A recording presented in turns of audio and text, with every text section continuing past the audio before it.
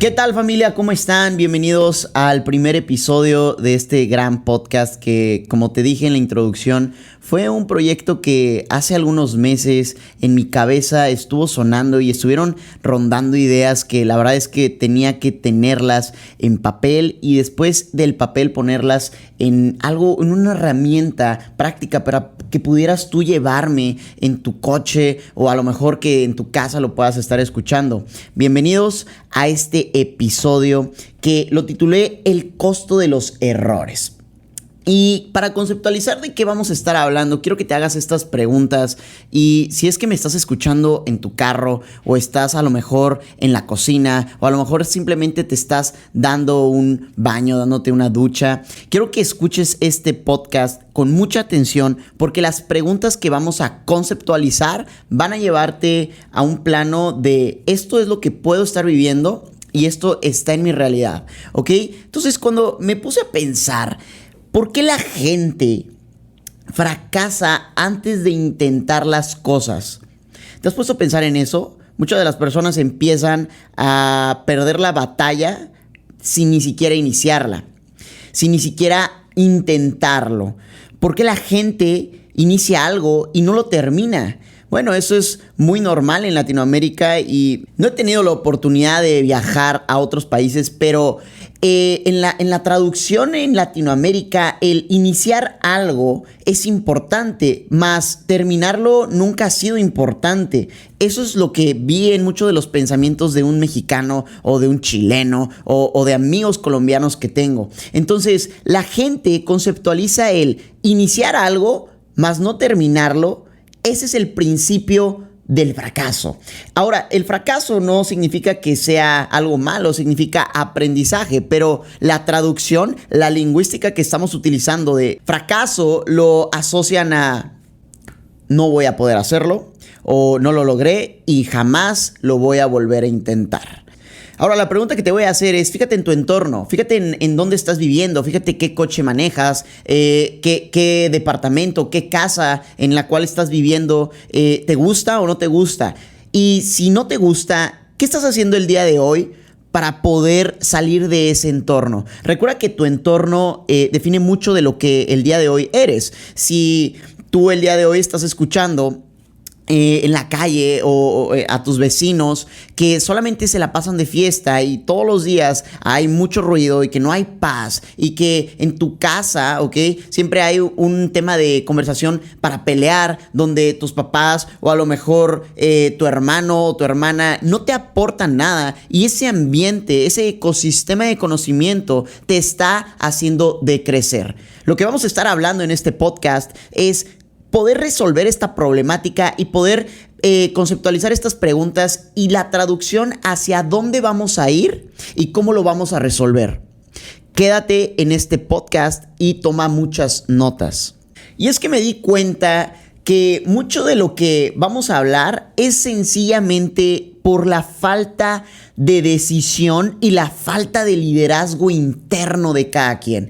O sea, cuando hablamos de por qué el día de hoy estoy estudiando medicina o por qué el día de hoy estoy estudiando mi licenciatura en Derecho o por qué el día de hoy estoy estudiando una ingeniería, es porque probablemente tomé una decisión o probablemente alguien tomó la decisión por mí. Y eso es normalmente lo que se ve, lo común, ¿no? Porque hay familias que son familias a lo mejor de abogados o a lo mejor son familias de médicos o a lo mejor son familia de ingenieros y quieren las mismas familias y normalmente siempre es el papá que el hijo o la hija sigan el mismo camino que él o ella siguió. Entonces, cuando me pongo a pensar y volteo a ver a la generación de primos, amigos, familiares que me rodean, la mayoría siempre tomaron una decisión en base a la decisión de alguien más. Entonces ahí es cuando conceptualizo la falta de liderazgo en las decisiones que ellos toman.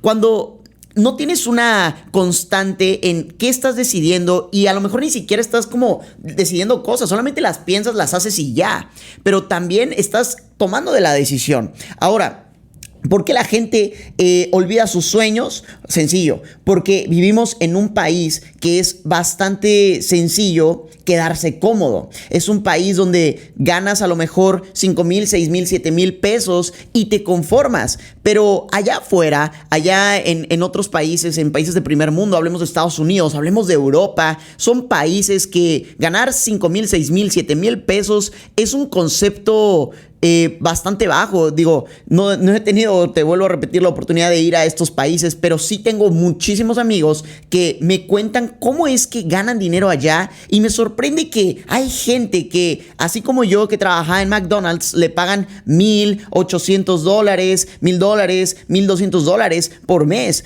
Y el concepto que ellos tienen, evidentemente, es que pueden trabajar y que van a trabajar lo suficiente para tener una buena cantidad de dinero y después mejorar su vida. Aquí el problema es que en Latinoamérica y en México tienes dinero, te lo gastas.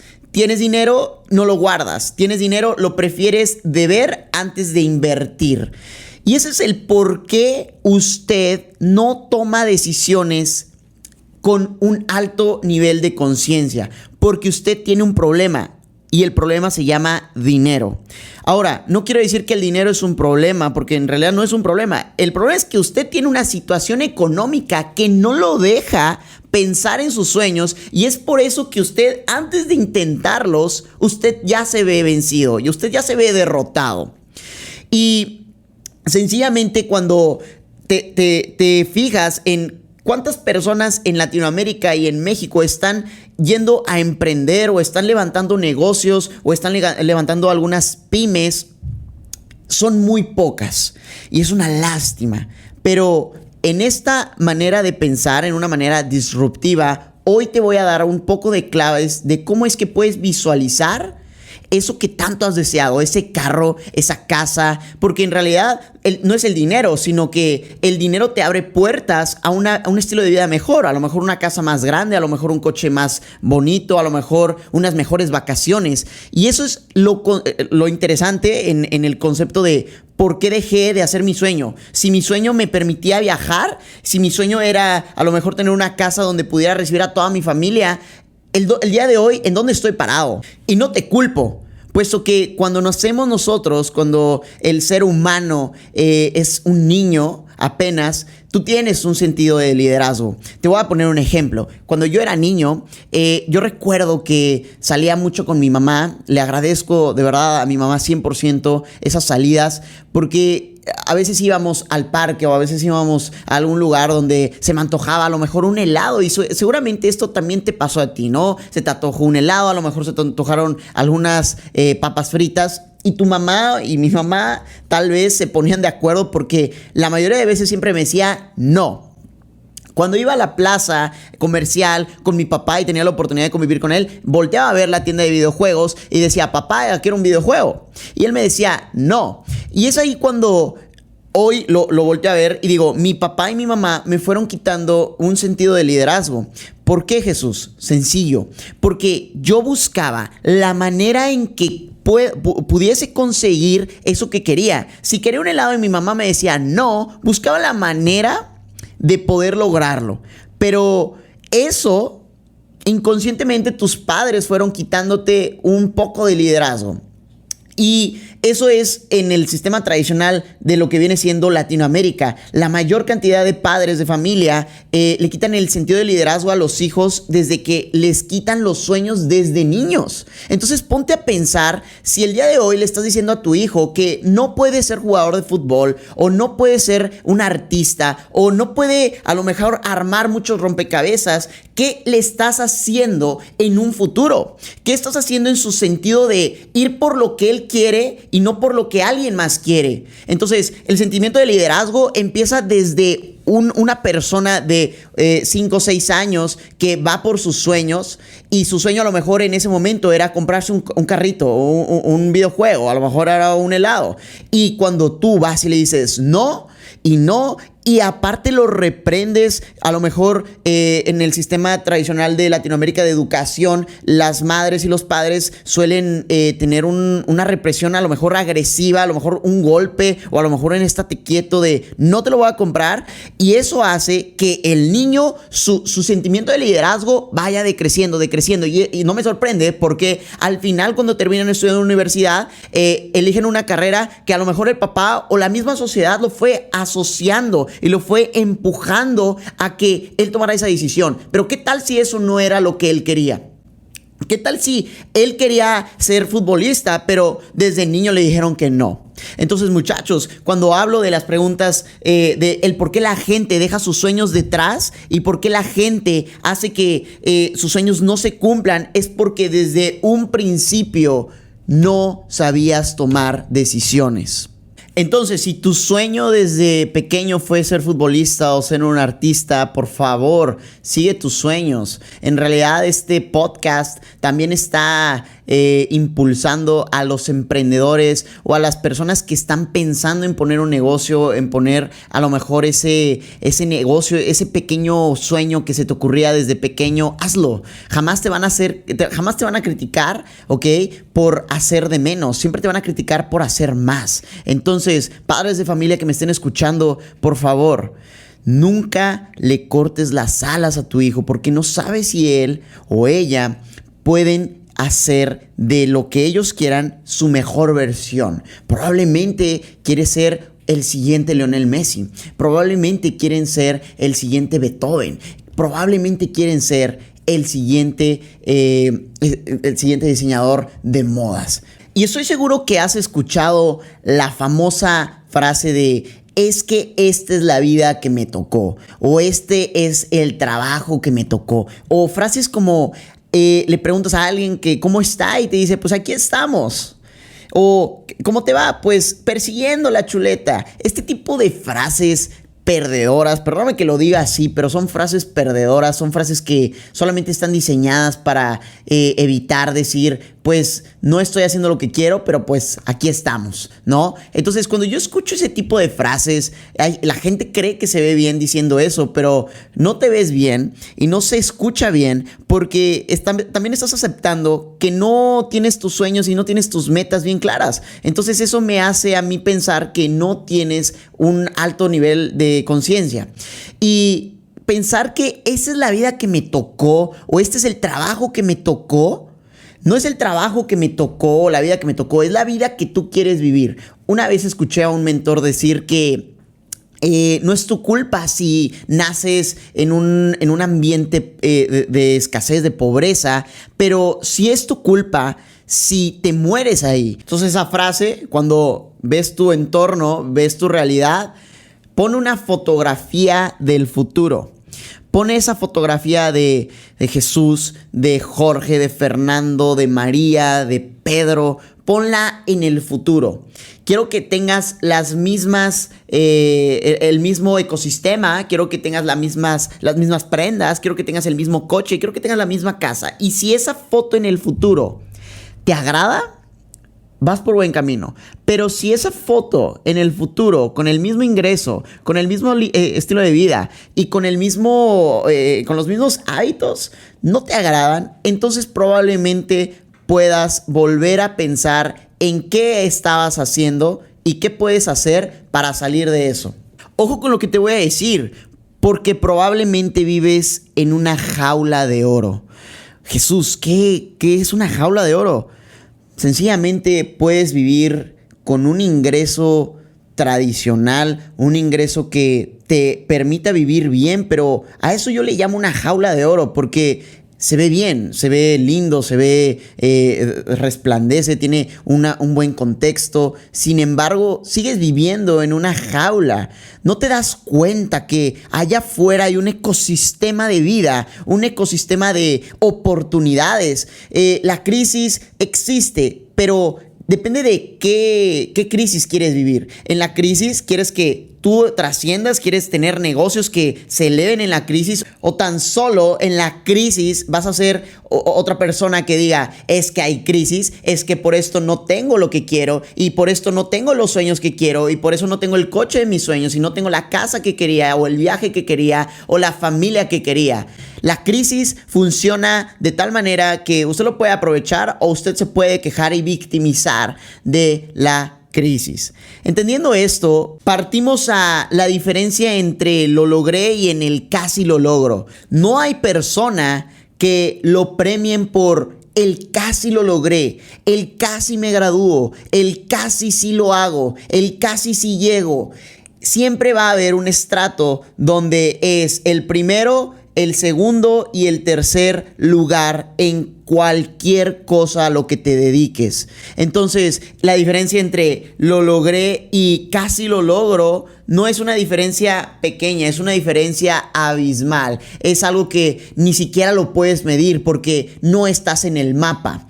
Entonces, muchachos, cuando volvemos a las preguntas iniciales, el por qué la gente se rinde antes de intentar las cosas, o por qué la gente intenta las cosas pero no las termina, o por qué la gente ni siquiera piensa en que lo quiere hacer, es ahí cuando volteo a ver el pensamiento disruptivo y el ¿por qué no lo hago? ¿Y qué tal si sí gano?